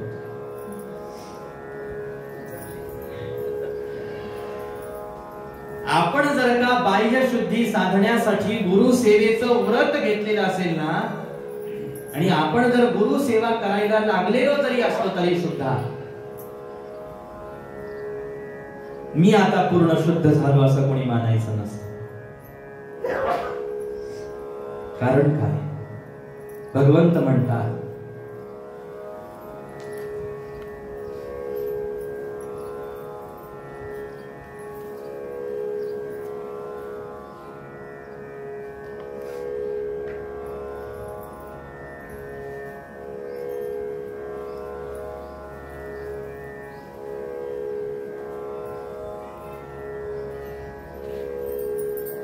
किंबहुना या परी बाह्य चोख अवधारी आणि ज्ञानदीपू अंतरी म्हणवणी शुद्ध. श्री गुरु सेवा त्याच्याकडून घडलेली आहे आणि गुरु कृपेने ज्ञान प्रगट झालेला आहे, म्हणून तो अंतर बाह्य शुद्ध झालेला आहे. ठीक आहे, याच्यामध्ये आपण आता शुद्ध होण्यासाठी गुरु सेवा रूपी व्रत जर का उचललं आणि श्री गुरु सेवा आपली अखंड चाललेली आहे, पण याच्या सोबत अंतःकरणातले मलविकार आपले गेलेले अजून नाही. अजून आपलं ज्ञान मावळले, अज्ञान मावळलेलं नाही. अजून आपल्या अंतःकरणाची जी विकार आहेत ना, अंतःकरणाच्या ज्या स्वाभाविक वृत्ती आहेत, ज्या मायोपाधीनं उत्पन्न होतात, त्या अजून तशाच आहेत. अजून राग आहे, अजून अनुराग आहे, अजून द्वेष आहे, अजून ईर्ष्या आहे, अजून ममत्व बुद्धी आहे, अजून अहंता आहे, अजून अभिमान आहे.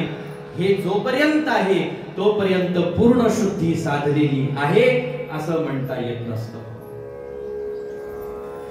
मग एखाद्या वेळेला भगवंत म्हणतात, एखाद्याचं शरीर बाहेरून कितीही शुद्ध कर्माचरणामध्ये राहत असलं तरी सुद्धा अंतःकरण जर का मलाने व्याप्त झालेलं आहे तर ते कसं आहे?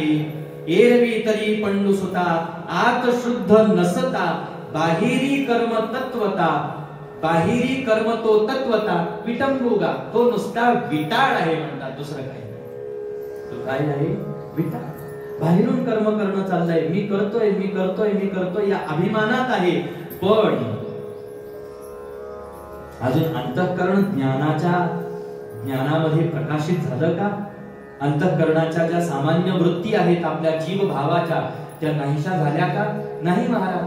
आपल्याला अजून मान आहे, आपल्याला अजून अपमान आहे, आपल्याला अजून बोलणं चालणं, समोरचा कसा पाहतो, कसा बोलतो, कसा ऐकतो, काय करतो, काय नाही, गुणदोष अजून डोळ्याला दिसत आहेत आपल्या. याचा अर्थ आपली चित्तवृत्ती आपल्या करण्यात, आपलं शरीर जरी करत असलं तरी सुद्धा आपली चित्तवृत्ती अजून बाहेर पडते आहे. याला कारण अजून ज्ञानाचा प्रकाश अंतःकरणामध्ये प्रगट झालेला नाही. आणि मग हा ज्ञानाचा प्रकाश प्रगट झालेला नसताना कितीही बाहेरून सेवा करा, कितीही शरीर नुसतं सेवेमध्ये झिजवलं तरी सुद्धा मृत जैसा शृंगारीला, मड्याला जसं सजवलं जातं तसं ते सजवलं आहे. त्याला सजवून काही उपयोग, त्याला सजवून काही घरात ठेवायचं आहे, त्याला सजवून काही त्याला आलिंगन द्यायचं आहे, मिठी मारायची आहे, सजवून शेवटी त्याला ते मडच म्हणतो ना आपण, त्याला प्रेतच म्हणतो ना, शेवटी त्याला जाळायचंच आहे म्हणतो. आता उचला मृत जैसा शृंगारीला, गाढव तीर्थी न्हाणीला, कडू दुधिया माखीला गुळे जैसा. ते गाढवाला तीर्थामध्ये आंघोळ घालण्यासारखं, मढ्याला शृंगार करण्यासारखं आणि कडू भोपळ्याला गुळामध्ये कालवण्यासारखं असं होतं. त्याचा काही उपयोग नाही या सगळ्या गोष्टीचा, असा त्या दृष्टांताचा अर्थ आहे.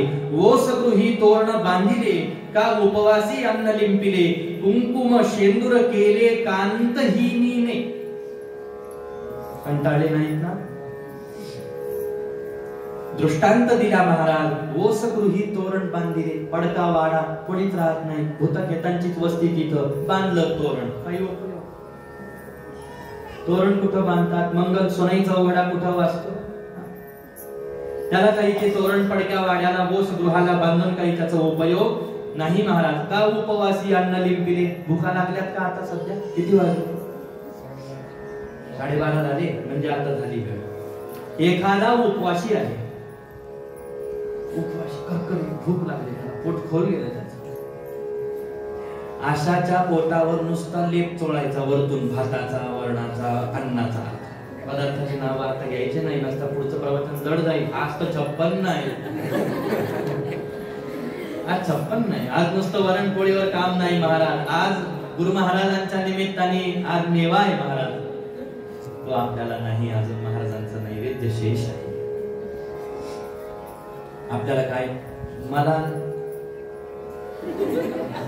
कळतच नाही, मला कधी कधी कसं बोलावं. आता मला काय माहित त्यांनी खाल्लं की न खाल्लं, त्यांनी कधी उचललं की न उचललं. आपण हरिराम बाबाकडे जातो, गेलो त्यावेळेला असे पदार्थ आपण समोर ठेवतो, असा हात चिवड्याकडे येतो येतो येतो ते फुटाणे उचलतात.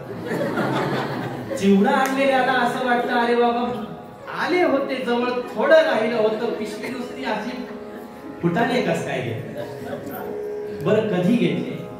आम्हाला वाटलं बसलेले होते त्यावेळेला खातील. ते बसलेले असताना नाही खात, ते असे झोपतात मग खात. फुटाणे हरिराम बाबा, बाळकृष्ण बाबा कसे खातात?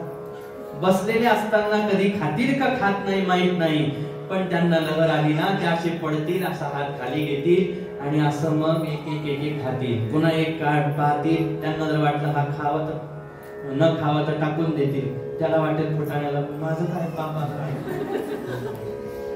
अकोल्याला एक महाराज आहेत राजू बाबा म्हणून.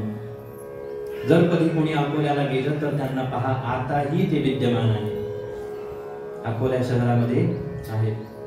ते महाराज परमहंस आहेत, अवलिया वृत्ती घेतलेली आहे. ते काय करतात, त्यांना एक झोपाळा करून दिलाय तिथल्या भक्तांनी. खूप भक्त मंडळी आनंदाने दर्शन घ्यायला झोपाळा करून दिला.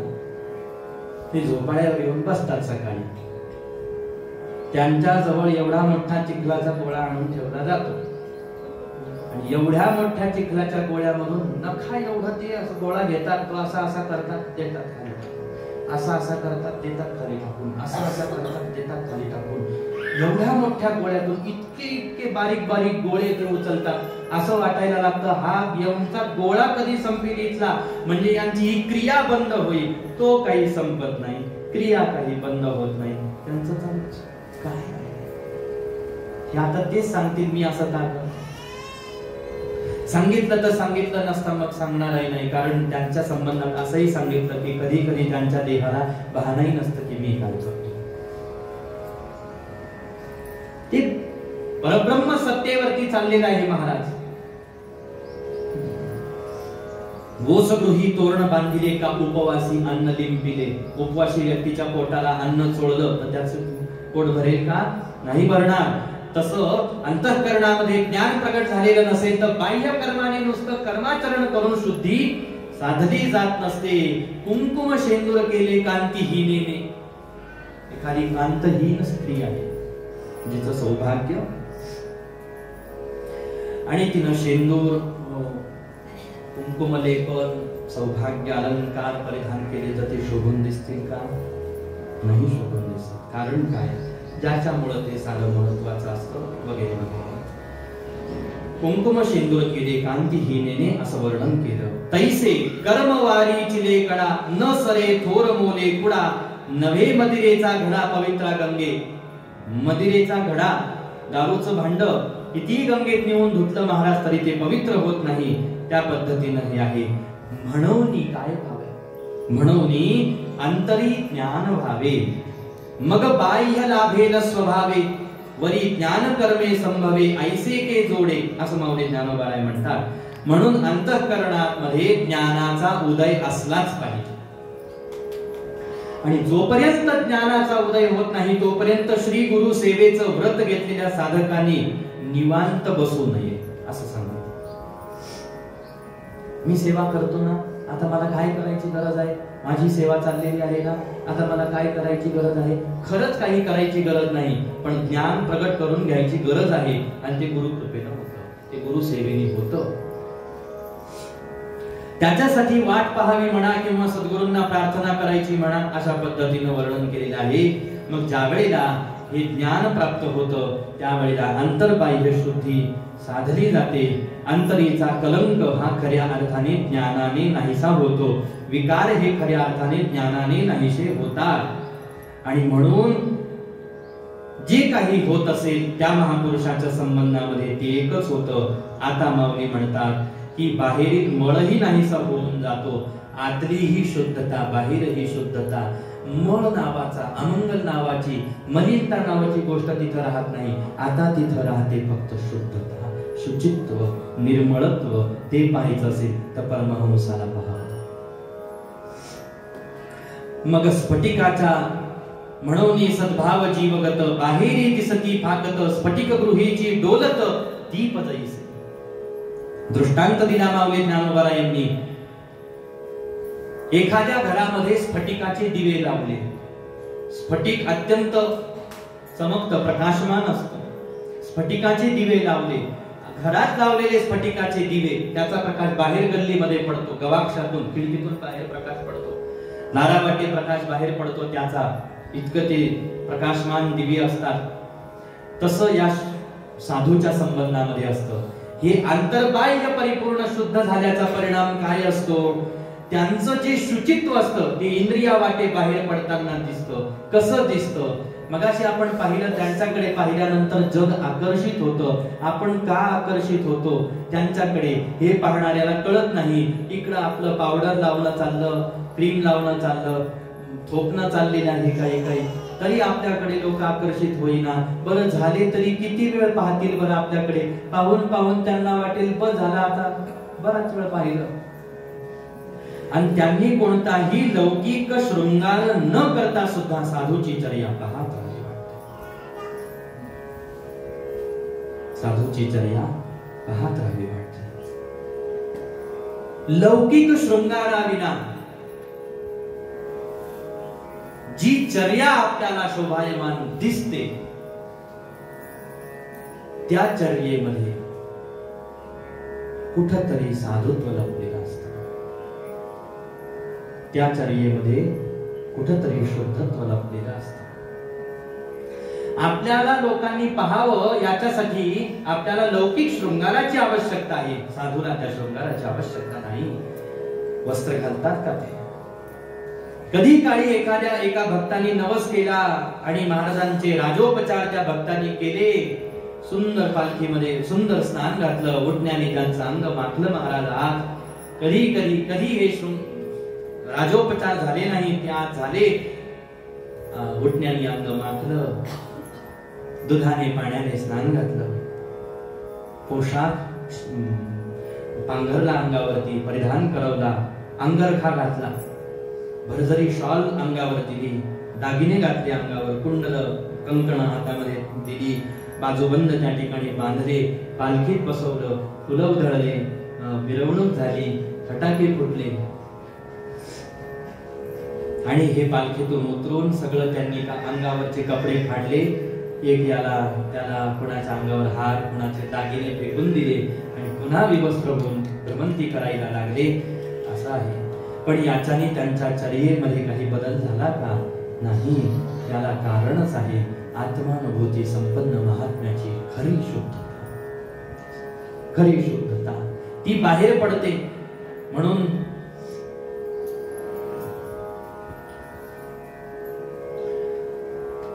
हे त्यांचं एक वैशिष्ट्य आहे.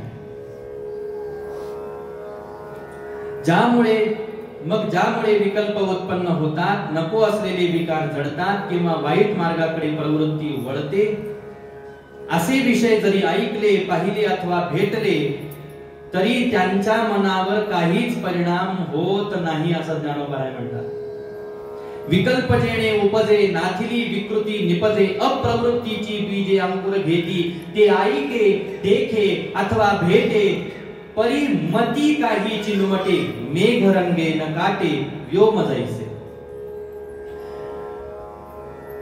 जसं हे आकाशामध्ये, आकाशाच्या खाली जे ढग या ठिकाणावरती वावरतं, हे काळ असो पांढरं असो कसंही असो महाराज, त्या ढगाच्या रंगाचा परिणाम प्रभाव आकाशावर होत नाही. आकाश हे अखंड प्रत्येक परिस्थितीमध्ये निर्लेपच आहे, विकाररहित आहे. तसं त्या महात्म्याचं असतं. आता आलो आपण आपल्या कडी पर्यंत, जिथून प्रवचनाला सुरुवात केली होती. ते पिशाच्यासारखे असतात, पण त्यांना त्याची बाधा होत नाही. का होत नाही? कारण ती अंतर्ज्ञानाने परिपक्व अवस्था त्यांना प्राप्त झालेली आहे, ते परिपूर्ण शुद्ध झालेले आहे. म्हणून तो देखे, चाले, भेटे तरी सुद्धा त्याच्या अंतःकरणामध्ये ते विषय विकार विकल्प प्रगट होत नाही किंवा त्याचा त्यांच्यावरती परिणामच होत नाही. आपल्याला कळतं त्यांनी विषय सेवन केला, ते विषय सेवन करत नाहीत. मगाशी ऐकलं, त्यांची ब्रह्माकार वृत्ती झालेली असल्यामुळे ते जिकडं पाहतील ते ती वस्तू ब्रह्मरूप झालेली असते. आता सांगा, त्यांनी विषयाकडे पाहिलं का ब्रह्माकडे पाहिलं? आता त्यांनी विषय सेवन केला का देव सेवन केला? विषय राहिलाच कुठं महाराज सेवन करायला? आणि त्यांच्या दृष्टीमध्ये ते विषयाचं दर्शन नसल्यामुळे त्यांना विषय भोगांची बाधा होत नाही. मग वाटेने जात असताना भेटली या वाटेवरी चोखी आणि महारी तेथ नातळे तिया परी रहाटो जाणे. वाटेने चाललेलं असताना दृष्टांत दिला माऊली ज्ञानोबा यांनी. शुद्ध अथवा अशुद्ध स्त्री जरी बाजूने गेली तरी रस्त्याला त्याचा काही विटाळ, रस्त्याला त्याचा काहीच विटाळ नसतो महाराज. तसं त्या साधूला कशाचाच विटाळ होत नसतो, कशाचाच विटाळ होत नसतो. आपण जे त्यांच्या संबंधात करतो त्याच्यानी विटाळ होत नाही असं नाही. देत असताना त्यांना शुद्ध निर्मळच दिलं गेलं पाहिजे, असा शास्त्र ग्रंथाचा न्याय आहे. पण त्यांना जर का एखाद्या वस्तू व्यक्ती पदार्थाचा संग झाला तर त्याच्यानी ते विटाळले कधीही जात नसतात. का पती पुत्रा ते अलिंगी, एकची ते तरुणांगी, तेथ पुत्र भावाच्या अंगी न रिगे कामू. एकच तरुण, एकच स्त्री आहे. ही स्त्री दोघांना आलिंगन देते. ही स्त्री एका आपल्या पोटी जन्माला आलेल्या लेकराला आलिंगन देते आणि दुसरं आलिंगन ती आपल्या भर्ताराला, पतीला देते. पण पतीला आलिंगन दिल्यानंतर तिच्या अंतःकरणामध्ये जो कामभाव जागा होतो तो पुत्राला आलिंगन दिल्याने प्रगट होतो का? नाही होत महाराज. त्याच पद्धतीनं तैसे हृदय चोख तैसे हृदय चोख संकल्प विकल्पी सनोळख कृत्या कृत्यविषेख पुढे जाणे. ज्या पद्धतीनं पाणीये हिरा न भिजे, आधणी हरळू न शिजे, तैसे विकल्प जाते न लिंपिजे मनोवृत्ती. आता त्याची मनोवृत्ती एवढी चोख झालेली आहे महाराज, शुद्ध झालेली आहे की ती आता विकल्पाने मलिन होऊ शकत नाही. आता ती विषय संघाने मलिन होऊ शकत नाही. हेच तर अमंगल शिवाचं स्मशानामध्ये राहून सुद्धा मंगल असणं आहे. हे त्याच्या जीवनमुक्तीचं दर्शन, हे त्याच्या शिवत्वाचं दर्शन, हे त्याच्या परमहंस वृत्तीचं दर्शन आहे. त्याला बाधा होत नाही महाराज त्याची, आणि त्याला म्हणतात शुद्धता. तया नाव शुचीपण पार्थागा संपूर्ण, हे देखसी तेथ जाण ज्ञान असे. आता पहा, भगवंत निक्षुण अर्जुनजी महाराजांना सांगतात, अर्जुना एवढी शुद्धता तुला ज्या ठिकाणावरती दिसेल ना, तिथं ज्ञान आहे असं समज. आणि जिथं ज्ञान आहे, हे ज्ञान नुसतं गुप्त नाही तर त्या महापुरुषाच्या रूपाने चालतं बोलतं फिरत आहे. ते प्रत्यक्ष ज्ञान म्हणजे तो परमहंस साधू आहे. देखसी तेथ जाण ज्ञान असे. तया नाव शुचीपण पार्थागा संपूर्ण, हे देखसी तेथ जाण ज्ञान असे. अशी जी शुद्धता ज्या साधू मध्ये आपल्याला दिसते तिथं ज्ञान आहे असा. असा तो परिपूर्ण शुद्ध परिपूर्ण ज्ञानी परमहंस साधू, त्यांना परमहंस जीवनमुक्त म्हणतात. देह तरी वरचली कडे आपुलिया परी, हिंडे परी बैसका न मोडे मानसेची. देह आपल्या परीने वाटेल त्या बाह्य व्यापारात गुंतलेला असतो, पण त्या साधूची जी मनाची बोधरूपी घडी बसलेली असते ती घडी विस्कटत नाही. आपण जागेवर बसतो पण मन टाळ्यावर नसतं. ते सगळीकडे फिरतात पण मन त्यांचं अधिष्ठानावरती केंद्रीभूत असतं महाराज. हे त्यांच्या परमहंसाचं वैशिष्ट्य आहे. परमहंसपणाचं साधुवृत्तीचं वैशिष्ट्य आहे त्यांचा. म्हणून तर ते इकडं फिरतात, चालतात, पळतात, पण त्यांच्या त्या स्वरूपावरती, स्वरूपाधिष्ठानावरती त्यांचं लक्ष केंद्रित असल्यामुळे मनाची घडी विस्कटत नाही, त्याला त्यांची बाधा होत नाही. वत्सावरुणी धेनूचे स्नेहराना नवचे, नवती भोग सतीयेचे प्रेम भोग. एखादी गाय आपल्या वासराला गोठ्यात सोडून रानात चरायला जाते म्हणजे तिच्या सोबत, तिच्या शरीरासोबत वासराच्या बद्दल असलेलं तिचं प्रेमही दूर जातं का हो? नाही नाही, ते दोघं फक्त शरीराने दूर होतात, तिचं प्रेम वासराजवळ जातं. गाय दूर वनात चरण्यासाठी जाते पण तिचं प्रेम वासराजवळ राहतं. तसं त्या साधूचा देह कितीही बाह्यांगाने चंचल दिसत असला तरी सुद्धा त्याच्या एवढं धैर्य, त्याच्या एवढं स्थैर्य, त्याच्या एवढी एकाग्रता, त्याच्या एवढी निश्चलता जागेवर मांडी घालून बसलेल्याने साधून दाखवावी महाराज नाही शक्य. किंवा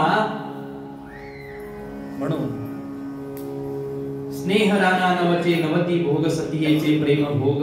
का लोभिया दूर जाये परी जीव ठेविलाची ठाये.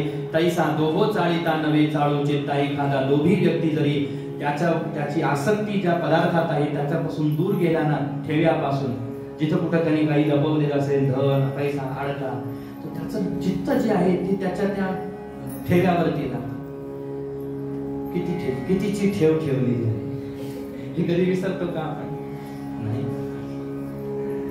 त्याची किती होणार त्याचं गणित काढूनच ठेव ठेवलेली असते ना. ओके, मला नाही कळत जात या. म्हणून अशा पद्धतीनं दृष्टांत दिले महाराज.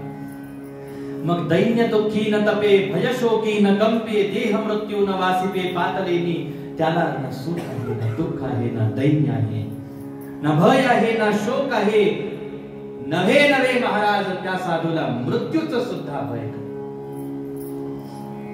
महाराजांना ज्या वेळेला अंतिम समयाला ताप आला, ज्वर चढला अंगावरती, त्यावेळेला महाराजांचे मार्तंड सोनार नावाचे भक्त आणि त्यांच्या दुकानामध्ये महाराज थांबले.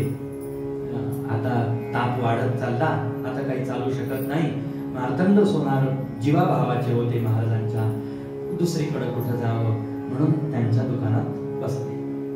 आता मार्तंड सोनार रडायला लागले. महाराजांची प्रकृती अत्यवस्थ पाहून लक्षात आलं प्रकृती बिघडलेली आहे, ते रडायला लागले. महाराज म्हणतात, तुला आता रडायला काय झालं? रडायचंच असेल तर उद्या सकाळी 11 वाजेनंतर रड.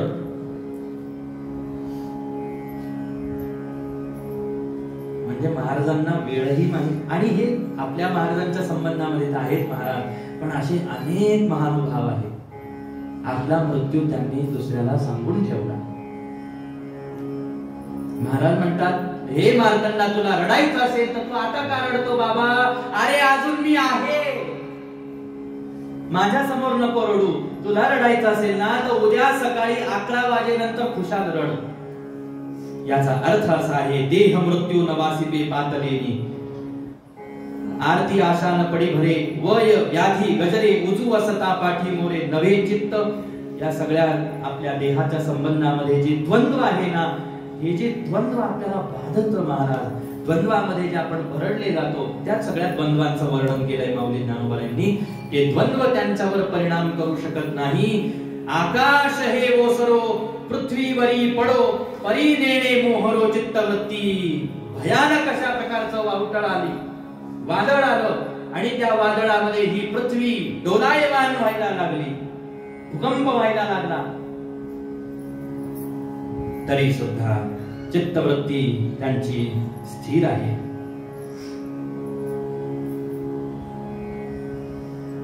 अशी त्यांची स्थिरता.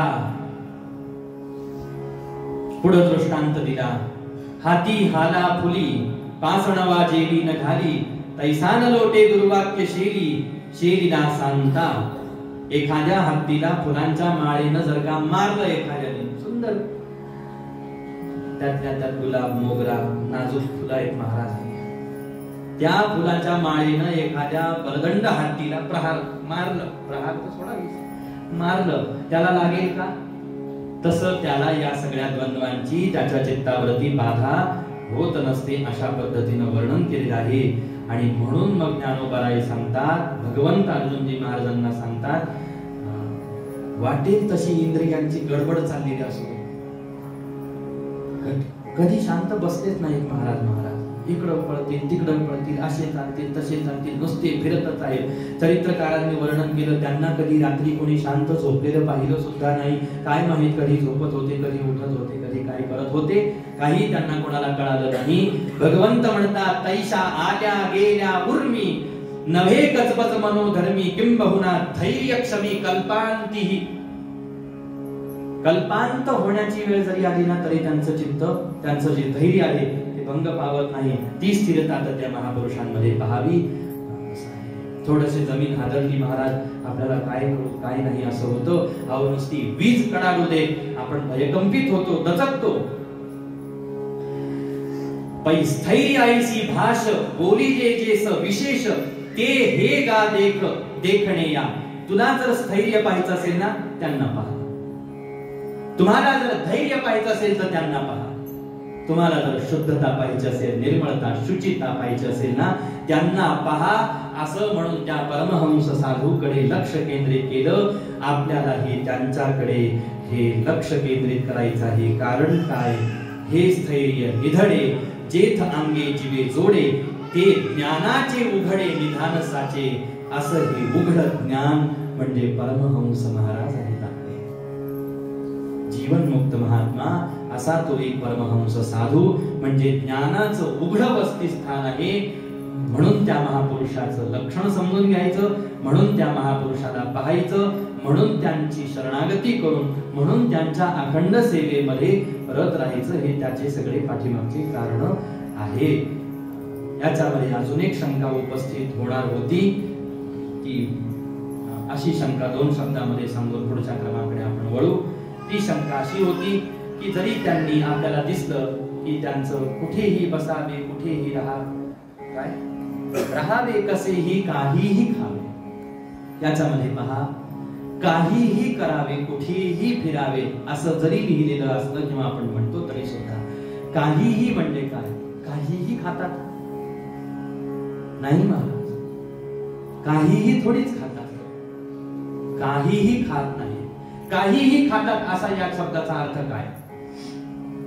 या शब्दाचा अर्थ काही द्या तुम्ही त्यांना. भाजी भाकरी दिली खातील, पुरणपोळी दिली खातील, चिवडा दिला खातील, लाडू दिला खातील, फुटाणे दिले खातील, बर्फी दिली खातीलच महाराज. या अर्थाने काहीही खातील. नको ते अमंगळ चंगळ मंगळ नाही. नसता माणसं अर्थ घेतील काहीही खावे, तसं काहीही खावे. म्हणून लक्षात घ्या, कुठेही फिरावे, कुठेही राहावे. सुरुवातच सांगा बघा.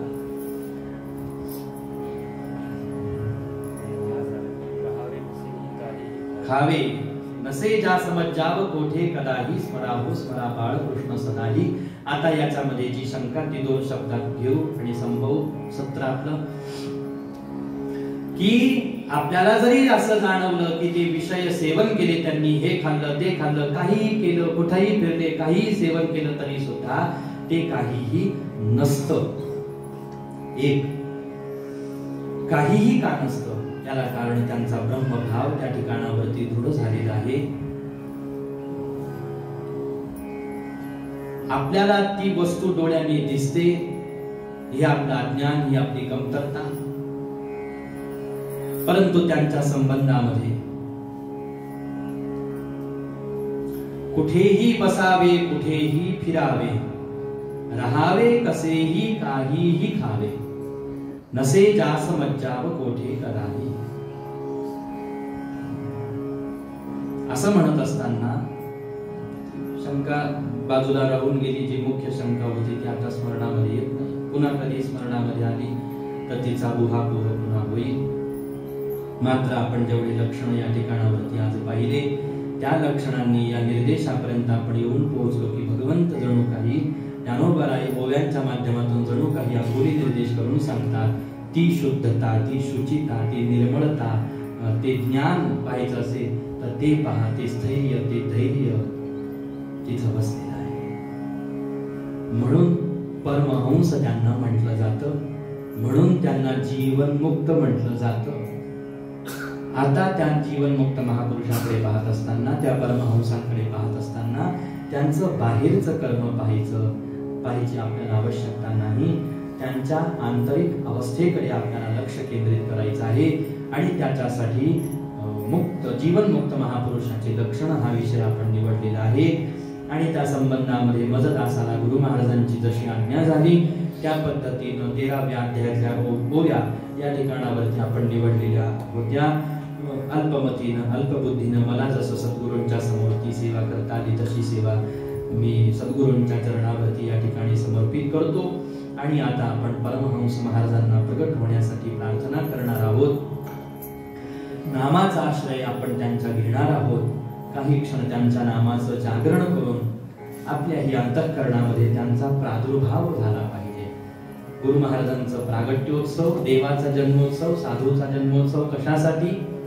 आपल्या अंतःकरणामध्ये त्या समयाला जर ते प्रगट झाले तर आपली काया धन्य धन्य होईल. याच्यासाठी सद्गुरूंच्या नामगजरामध्ये, सद्गुरूंच्या स्मरणामध्ये त्यांना त्या नामाच्या माध्यमातून करुणा भागत असताना, आळवणी करत असताना, विनंती करत असताना प्रार्थना करू त्यांना प्रगट होण्यासाठीची. आणि त्याकडे वाटचाल करण्यापूर्वी या प्रवचन सेवेला या ठिकाणावरती आपण पूर्णविराम देऊ. न्यूनते पुरते अधिकते सरते करोनी हे यावे तुमते विनवितू असे. आता या संबंधातले जे प्रश्न आहेत, ही अवस्था त्यांना कशा पद्धतीने प्राप्त झाली ते आपल्याला पौर्णिमेच्या प्रवचनामध्ये इतर विषय श्रवण करायला प्राप्त होतील. तुर्तास मात्र वाणीला पूर्णविराम. विठ्ठल विठ्ठल विठ्ठल विठ्ठल पुंडलिका वरदे हरे विठ्ठल. श्री ज्ञानदेव तुकाराम पंढरीनाथ भगवान सद्गुरुनाथ महाराज की जय. वाटा